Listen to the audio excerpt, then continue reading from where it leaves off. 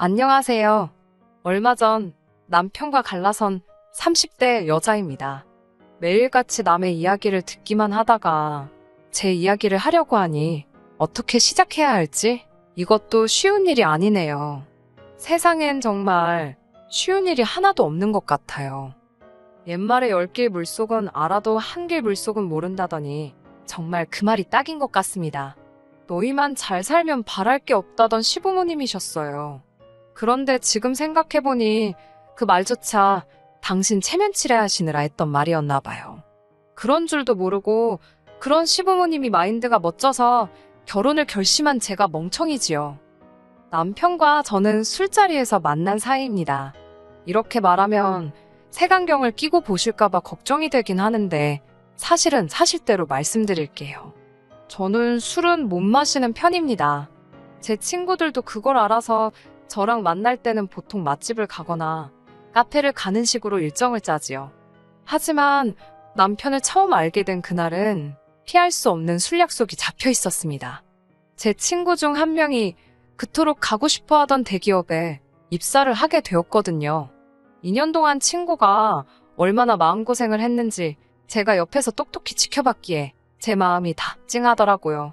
그렇게 저를 포함한 4명이 모처럼 기분 좀 내보자며 와인바에 가기로 했네요.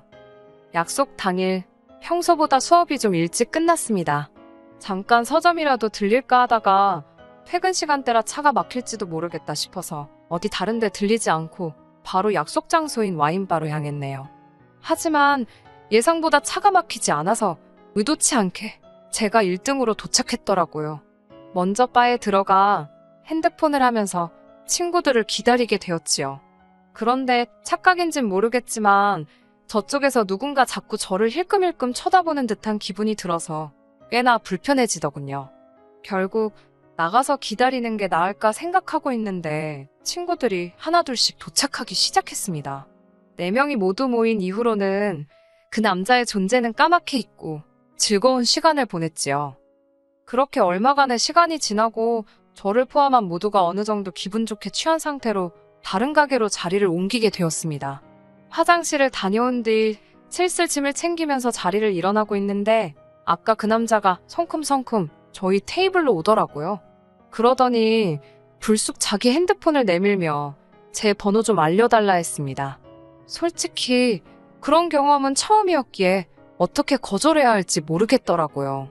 하지만 친구들은 취해서 그런 건지 그냥 줘버리라며 자기들끼리 웃고 떠들고 난리가 났고 정신없는 통에 저도 충동적으로 약간 에라 모르겠다라는 생각과 함께 제 번호를 찍어줬습니다. 그때만 해도 적어도 저는 술자리에서 있을 법한 특별한 경험 정도로만 생각했지 별다른 의미를 부여하거나 그런 건 없었네요. 이후로 한동안 그런 일이 있었다는 사실조차 잊고 지낼 만큼 바쁜 하루하루를 보냈습니다. 저는 입시전문학원에서 고등부 영어 강사로 일하고 있었고 그 무렵엔 얼마 남지 않은 수능 대비로 정신이 하나도 없었기 때문이지요. 그리고 어느덧 시간은 흘러 수능도 끝난 11월의 어느 날이었습니다. 결과가 어찌됐건 어쨌든 수능이 끝난 후 1, 2주 정도는 강사나 학생 모두에게 그나마 마음이 편한 시기거든요. 그동안 누적된 긴장이 풀리는 때랄까요? 모처럼 한가로운 기분을 만끽하던 그 무렵 남편으로부터 연락이 왔습니다. 진작에 연락하고 싶었는데 고등학생들 영어를 가르친다고 이야기했던 걸 기억하고 있었답니다. 그래서 나름대로 자기 딴에는 제가 덜 바쁠 때 연락하려고 수능이 끝나기만 기다렸다고 하더라고요. 솔직히 갑작스러운 연락이 당황스럽기도 했지만 절 더 당황하게 만든 건 남편의 섬세함이었습니다. 뭐랄까, 남편이 저를 쉽게 보거나 한번 찔러볼 요량으로 연락한 건 아니라는 느낌을 받았지요. 그 연락을 계기로 며칠 뒤 저는 남편과 점심 식사를 하게 되었습니다.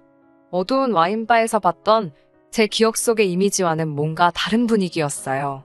그때는 뭔가 자신만만한 태도였던 것 같은데 막상 다시 만나보니 쑥스러움을 타는 것도 같았고 잘생긴 얼굴은 아니었지만 호감 가는 인상이었달까요?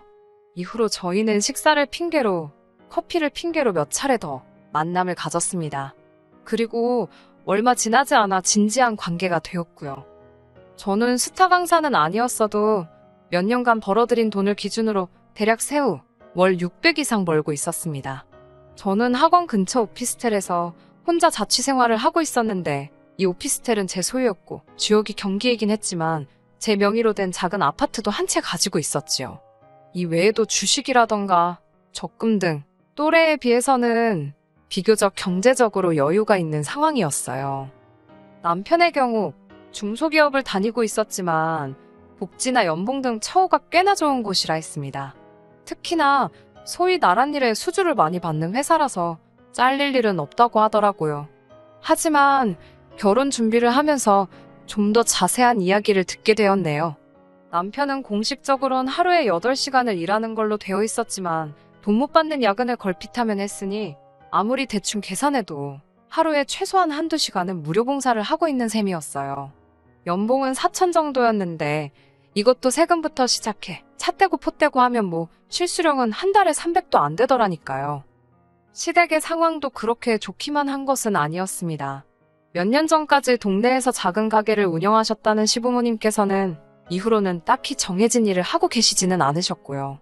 그나마 당신들 소유의 아파트 한 채가 있었고 나라에서 나오는 연금으로 생활을 하고 계신 상황이었습니다. 남편이 매달 20-30만 원의 용돈도 드리고 있었고요. 그러니까 두 분이 먹고 사시는데 크게 무리는 없으셨지만 결혼할 아들한테 한미천 해주실 여유는 없으신 뭐 그런 상황이었지요. 하지만 그럼에도 불구하고 제가 남편과 결혼을 결심한 건 남편의 성품과 시부모님의 약속이 있었기 때문이었습니다. 특히 시부모님의 약속이 컸는데요. 시부모님께선 당신들이 해줄 게 없는 만큼 저에게 바라는 것이 하나도 없다고 하셨습니다. 합가 같은 것도 신경 쓰지 말랍니다.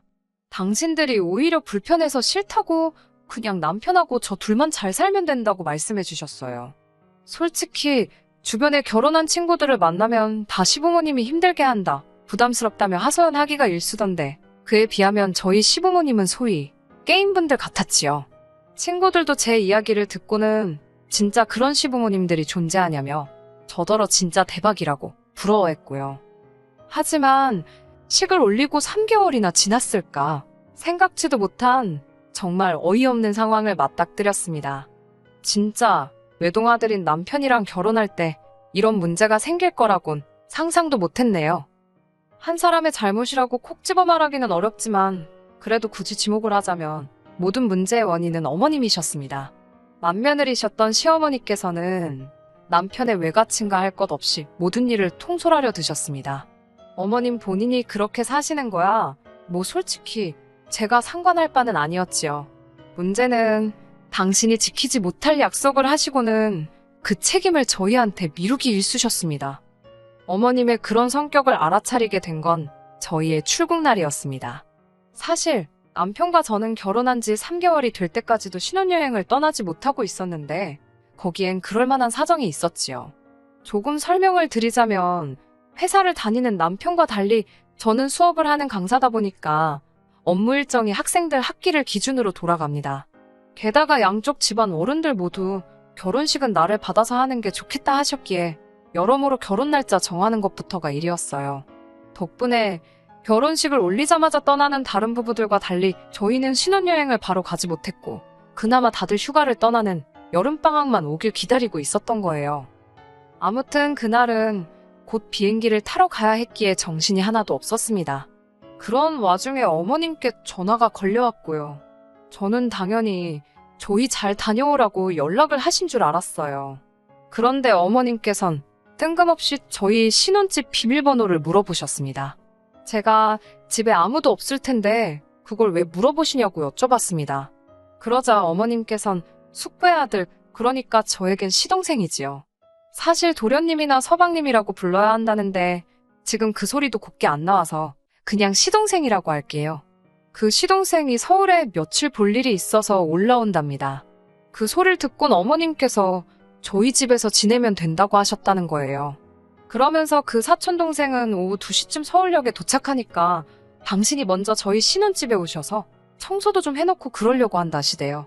너무 황당했지만 혹시나 예의 없다고 느끼실까봐 최대한 정중하게 어머님, 그건 어려울 것 같다고 말씀드렸습니다. 아무리 사정이 그래도 주인 없는 집에 어머님이나 시동생이 오는 건 불편해서 싫다고요. 게다가 신혼집이라서. 솔직히 이 정도 말씀드리면 아차 싶어서라도 이해하실 줄 알았거든요. 하지만 어머님께서는 아직 시동생이 회사도 안 다니고 돈도 많이 없을 텐데 너무 인색하게 굴지 말고 이번 한 번만 쓰게 해주랍니다. 어머님이 도통 물러나실 것 같지도 않고 도저히 안 되겠다 싶어서 남편에게 좀 받아보라고 전화기를 넘겼습니다. 어머님께서 뭐라고 말씀을 하시는지 남편은 말없이 듣고만 있으면서 네 거리기만 하는데 불길한 느낌이 들더라고요. 그리고 한 5분 정도 지났을까요? 남편이 전화를 저에게 다시 돌려주는데 도통 남편의 표정을 읽을 수가 없었습니다. 가타부타 말도 없고 답답해서 안 된다고 확실히 말씀드렸냐고 물었어요. 그러자 남편이 그냥 비밀번호 알려드렸다는 거예요. 제가 미쳤냐고, 제정신이냐고 소리를 질렀습니다. 그러자 남편이 그 시동생은 얌전한 애라면서 괜찮을 거랍니다. 시동생이 얌전하고 나발이고 그게 문제가 아니잖아요. 저는 웃기지도 않다고 한마디 내뱉었습니다. 그리고는 보란듯이 씩씩거리며 바로 현관 비밀번호를 바꿔버렸습니다. 남편이 어이없다는 듯 저를 쳐다보더니 뭐 하자는 거냐고, 뭘로 바꿨냐고 물어보더라고요.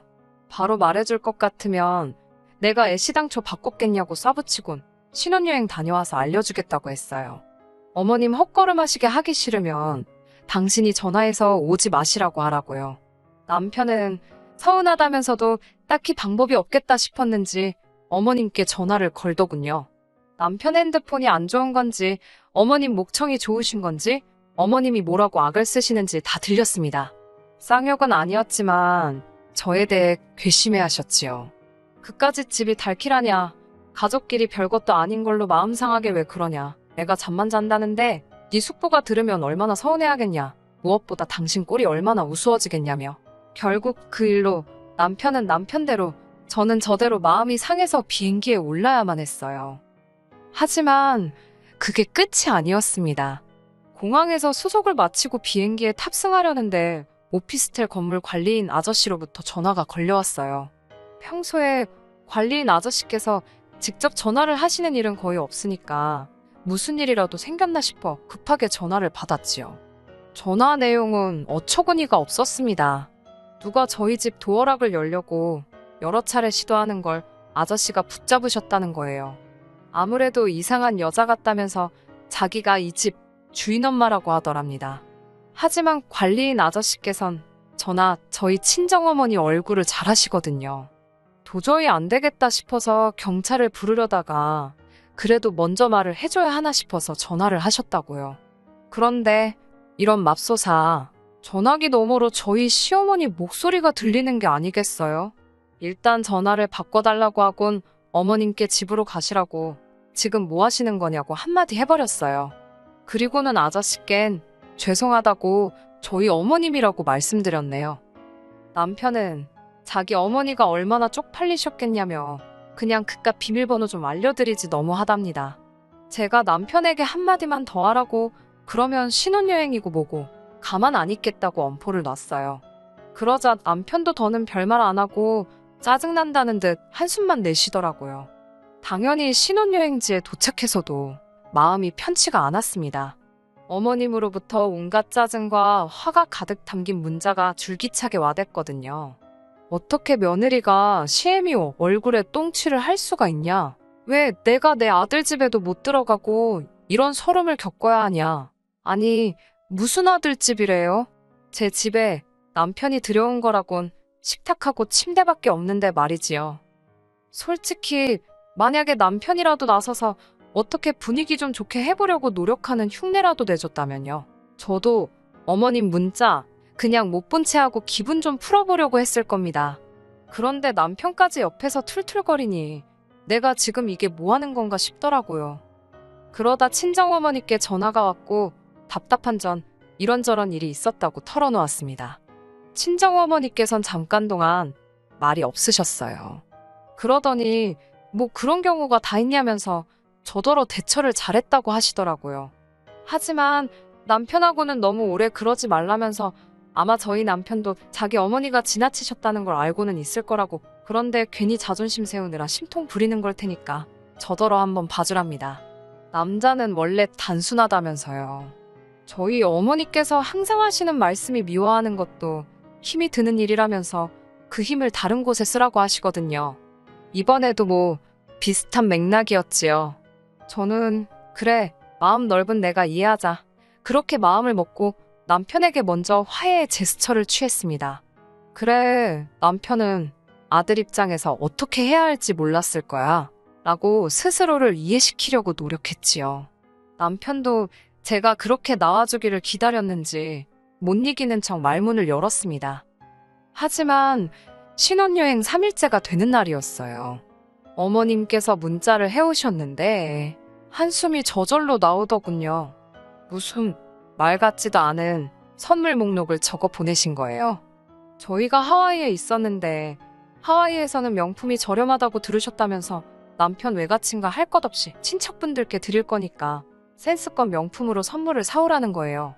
사촌동생들은 성별에 맞춰서 지갑이나 운동화, 그리고 어른들은 성별에 맞춰 넥타이와 스카프라나. 그 인원수가 자그만치 14명이었습니다. 황당해서 남편에게 어머님이 지금 이렇게 보내셨다며 어머님이 지금 무슨 생각을 하고 계신지 모르겠다 했습니다. 그러자 남편이 말하기를 사실 어머님께서 자기가 결혼할 때 며느리 될 애한테 이 정도는 받으실 거라며 미리 친척들한테 자랑을 해두셨더랍니다. 그런데 제가 집을 해가니까 예단을 안 해간다고 해서 어머님이 많이 당황하셨다는 거예요. 아들 장가 가는데 돈 한 푼 안 보태주셨으면서 어떻게 그런 허풍을 치셨지라고 혼잣말처럼 중얼거리니 남편이 저더러 너도 솔직히 빈손으로 시집 오지 않았냐입니다. 집도 원래 네가 살던 집이지 자기 때문에 산 거 아니지 않냐고요. 차도 제가 원래 타던 차지 자기를 위해서 뽑은 것도 아닌데 솔직히 자기랑 결혼하다고 해서 새로 장만한 게 없는데 왜 예단을 생략해야 하는 건지 남자인 자기가 봐도 이해가 안 된다나요. 그러면서 어머님 입장에선 아들이라곤 자기 하나뿐인데 며느리가 예단도 안 해오니 얼마나 창피하셨겠냐입니다. 이참에 어머님 기도 살려드리고 예단 가지고 뒷말 안 나오게 사오라는 대로 쫙 사가재요. 그리고 어머님 백도 하나 사잡니다. 백, 어이가 없었지만 이유나 들어보자 싶어서 물으니 신혼여행 오기 전에 제가 어머님 가슴에 대못을 박지 않았냐며 용서를 구해야 할 것 아니냐고요. 여기까지 듣고 나니까 진짜 거지근성이 이런 건가 싶더군요. 전 아무런 대꾸도 하지 않았습니다. 그리곤 어머님이 말씀하신 명품 매장에 가서 보란듯이 백 2개를 샀어요. 남편이 하나는 누구 거냐고 묻길래 하나는 내 거고 하나는 우리 엄마 거라고 했지요. 그러자 남편이 실망했다는 듯이 기분 나쁜 표정을 하곤 자기 엄마 건 안 사냐입니다.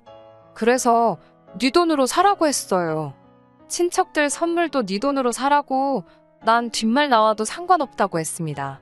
남편이 상관없다고 되묻길래 어차피 이제 남들 건데 날 씹던지 말던지 알게 뭐냐고 그랬지요.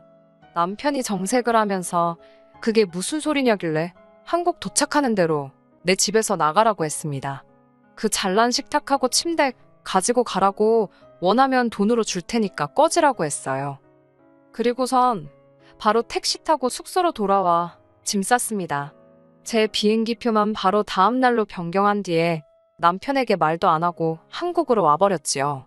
오자마자 그 인간 짐 싸서 시댁으로 보냈고요. 퀵으로 보냈더니 1~2시간이나 지났을까 어머님께서 전화를 해오셨습니다. 아주 반가운 목소리로 받았더니 이건 뭐고 너는 왜 한국에 있냐입니다.